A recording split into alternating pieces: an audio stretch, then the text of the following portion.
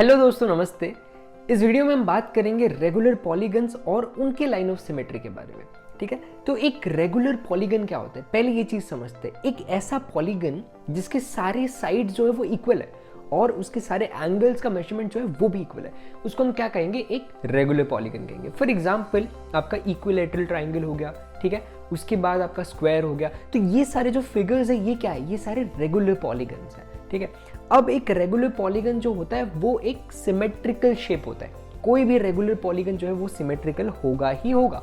क्यों? क्योंकि उसके सारे साइड्स इक्वल है, उसके एंगल का मेजरमेंट भी इक्वल है, तो उसमें मल्टीपल लाइन ऑफ सिमेट्री भी हम यूज कर सकते हैं।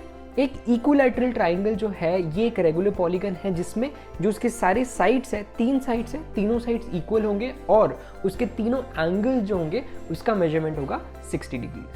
सिमिलरली अगर हम स्क्वायर की बात करें तो इसमें जो आपके नंबर ऑफ साइड्स है वो 4 है और चारों साइड का जो मेजरमेंट होगा वो क्या है, इक्वल है। ठीक है, और इसमें जो चारों एंगल्स है उसका मेजरमेंट है 90 डिग्री। एक रेगुलर पेंटागन की अगर हम बात करें तो इसमें 5 साइड्स होते हैं, पांचों साइड्स इक्वल होते हैं और इसके जो एंगल का मेजरमेंट है वो है 108 डिग्री। अब जब मैंने आपको स्क्वायर के बारे में बताया था, एक चीज यहाँ पे याद रखना कि उसके जो आपके डायगोनल्स होते हैं वो एक दूसरे के परपेंडिकुलर बाइसेक्टर्स भी होते हैं। इसके बाद आ जाता है आपका एक रेगुलर हेक्सागन। एक रेगुलर हेक्सागन में 6 साइड्स होते हैं और 6 साइड्स का जो आपका मेजरमेंट होता है वो इक्वल होता है, लेकिन जो 6 एंगल्स होते हैं उसका मेजरमेंट भी इक्वल होता है और उसका मेजरमेंट होता है 120 डिग्री। अब आपको अगर किसी भी रेगुलर पॉलीगन का number of line of symmetry निकालना है कि कितने लाइन ऑफ सिमेट्री उसमें ड्रॉ कर सकते हो, बड़ा ही आसान है, मैं आपको बताता हूं। आपको कुछ नहीं करना है, आपको बस उस शेप को देखना है और देखना है कितने नंबर ऑफ साइड्स है। फॉर एग्जाम्पल एक इक्विलैटरल ट्राइंगल में कितने नंबर ऑफ साइड्स है, 3 नंबर ऑफ साइड्स है, तो जितना भी नंबर ऑफ साइड होगा उतना ही उसका लाइन ऑफ सिमेट्री भी होगा। फॉर एग्जाम्पल इक्विलैटरल ट्राइंगल में 3 लाइन ऑफ सिमेट्री मतलब 3 साइड। ठीक है, स्क्वायर में 4 साइड्स है तो 4 line of symmetry. Regular pentagon में 5 साइड्स, 5 लाइन ऑफ सिमेट्री और रेगुलर हेक्सागन में 6 साइड्स तो 6 लाइन ऑफ सिमेट्री।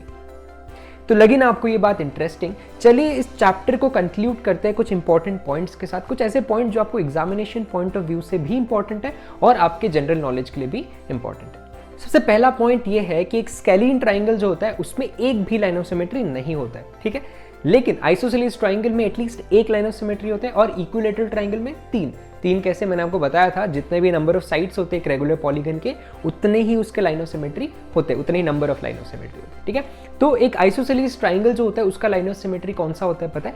उसका जो मीडियन होता है या फिर उसका जो ऑल्टीट्यूड होता है वही उसका लाइन ऑफ सिमेट्री होता है।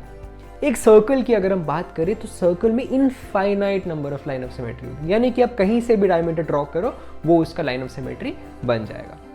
तो इस चीज से ये समझ के होंगे कि एक सर्कल की लाइन ऑफ सिमेट्री क्या होती है, उसका डायमीटर। और फाइनली स्केलीन ट्राइंगल, पैरेललोग्राम और ट्रेपेजियम, इनकी कोई भी लाइन ऑफ सिमेट्री नहीं होती है।